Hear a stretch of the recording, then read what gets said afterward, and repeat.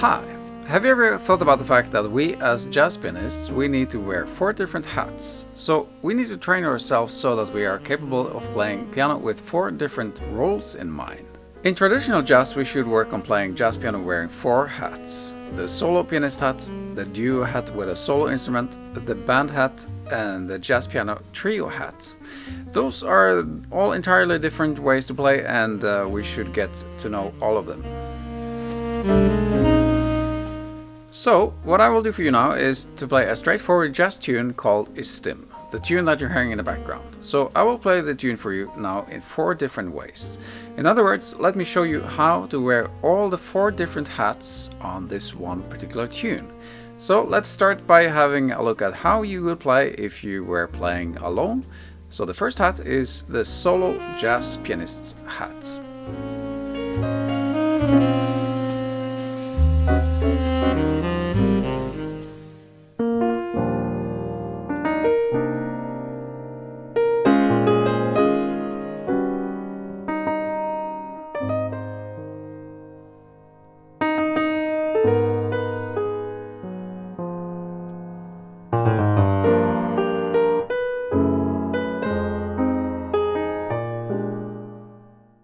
As you can tell, this tune is a ballad, and I'm playing it alone. So, since it is a ballad, I'm playing it pretty soft all the way, and I'm also playing it quite rubato when I'm presenting the melody.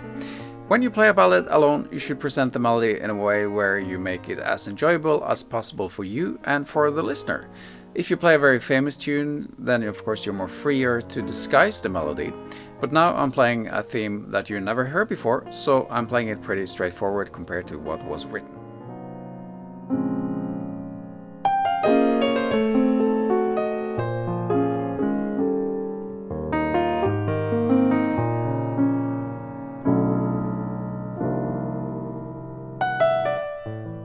What I like to do when I'm playing harmony in a tune such as this one and when I'm playing alone is to vary the way I'm playing the harmony. So the most important thing now is to play the bass notes at least most of the time, then vary the range. And what I've done in this example is to play a mix between tenths with my left hand, A and B voicings and upper structure voicings, scale voicings, to mention a few.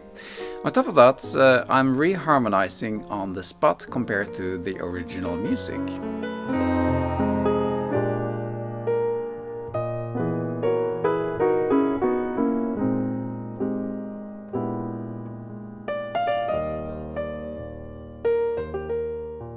Now I'm done presenting the melody, and I'm improvising a new melody based on the same chord changes of the original tune. The hardest part at this point is to play the bass and the harmony while I'm also improvising a new melody with my right hand. In my left hand I'm playing a mix between tenths, slow stride piano and simple chords where I often use my thumb to hint about the pulse of the tune. In my right hand, I'm trying to play something with intention, so basically the solo that you play with your right hand should have a direction and a purpose. Exactly how to do this so it sounds nice is of course a very long story. So let's move on to the next example where I would play together with another solo instrumentalist.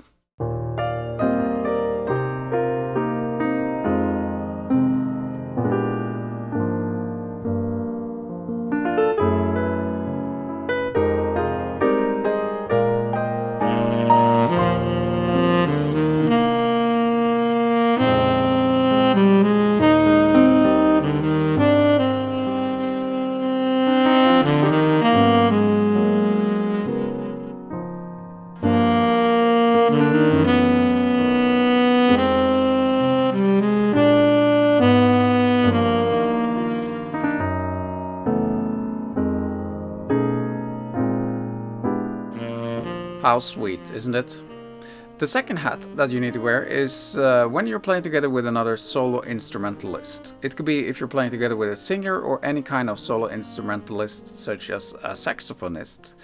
So when you're wearing this hat, normally you would be the one who plays the intro of the tune.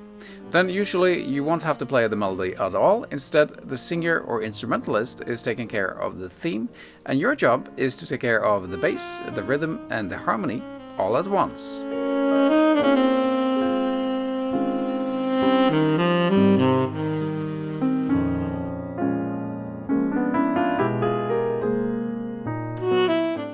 When you play together with another solo instrumentalist, you can play bigger chords than if you were playing just by yourself.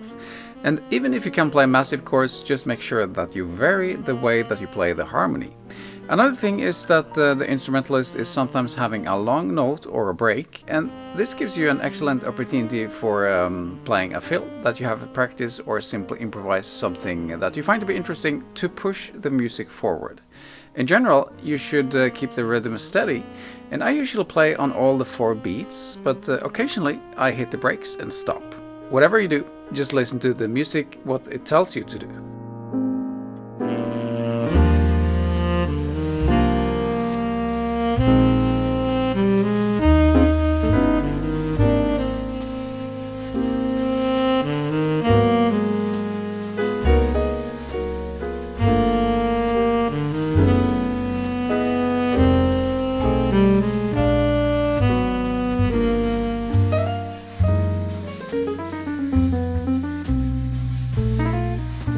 The band hat is one of my favorite hats to wear. Now I'm playing the tune together with the bass and saxophone and drums, so right now I don't have to play the melody nor the bass. Also, it's very helpful with that drummer keeping the beat for the rest of the band.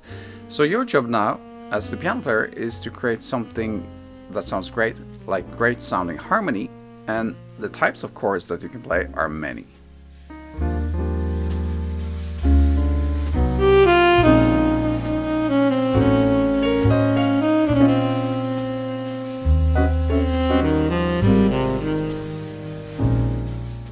Speaking about harmony, you can now play upper structure voicings, A and B voicings, scale voicings, and one of my favorite, block chords. So since the bass player is playing the bass, usually you should stay away from playing the bass and play rootless voicings instead. Also, you can play the chords as sustained chords or staccato, and your goal should be to vary the way that you play and do what will fit with the music the most. So don't overcomplicate the way you play the harmony.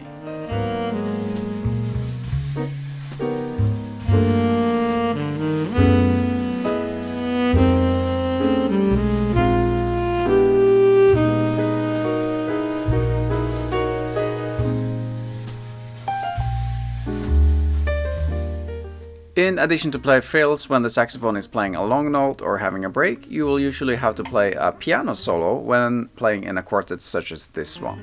So, in contrast now to the other hats where you also would have to play the bass, you can now totally float on top of the rhythm section.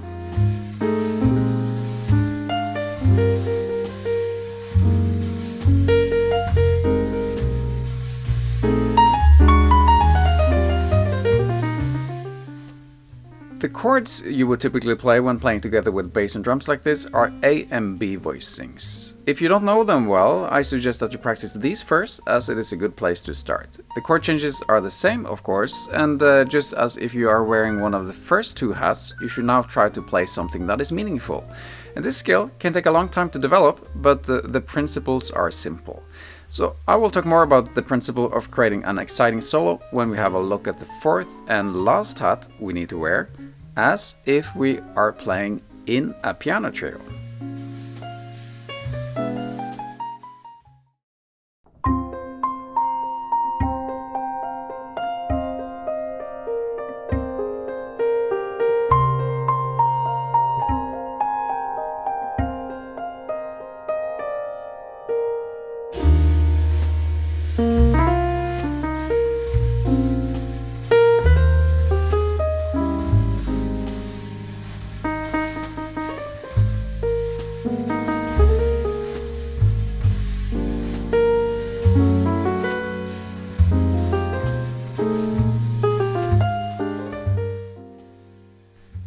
The last of the 4 hats we should wear is the piano trio hat. Piano trio usually means playing together with just bass and drums. Did you notice anything different now? We're playing the same tune, the same chord changes, the drums and bass are pretty much playing the same, yet it sounds quite different, right?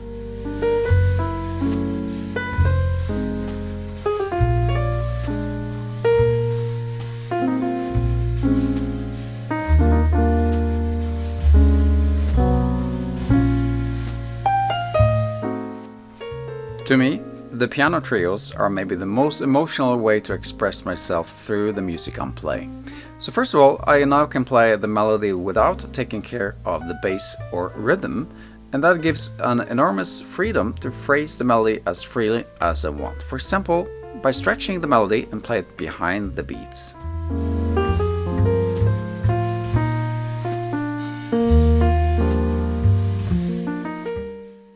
Second, when it comes to harmony, I don't have to play that much. Since I'm playing together with bass, I can mainly play rootless voicings, and again, I'm using some sort of A and B voicings. So sometimes you can omit playing harmony altogether, just make more room for the other players to play.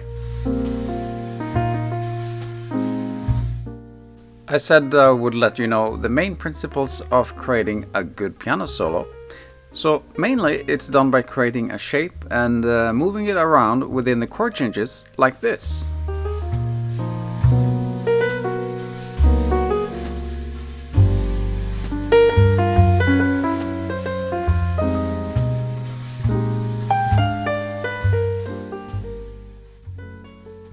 Creating a shape and moving it around is like saying something, then you say the same thing with a little twist. And then you're maybe saying something new that you again repeat, just like having a conversation with someone.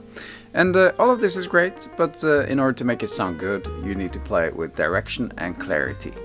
And also, you should try to add some contrasts. For example, if I have been playing nice and inside, I like to add a deep contrast by playing outside, just like this.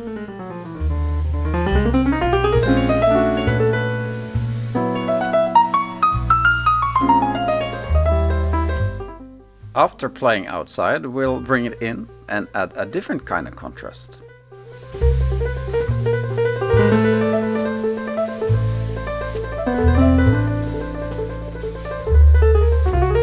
So, as you can tell, there are many things that you can do, but Bill Evans once said, it's better to do something simple that is real. So, when you're improvising, you gotta play like you. Don't make it too complicated and just be yourself. If you enjoyed this video, please hit like, leave a comment, subscribe and share. And also I'm pretty sure that you'd like to try out the 4 hats too, right? So yeah, I thought so. So if you want to, then you can just click the link under this video and download the tune together with some play-along tracks and exercises. Thanks for listening. I'm Jeremy Stevenson. I will see you next time. Whatever you do, take care of your music.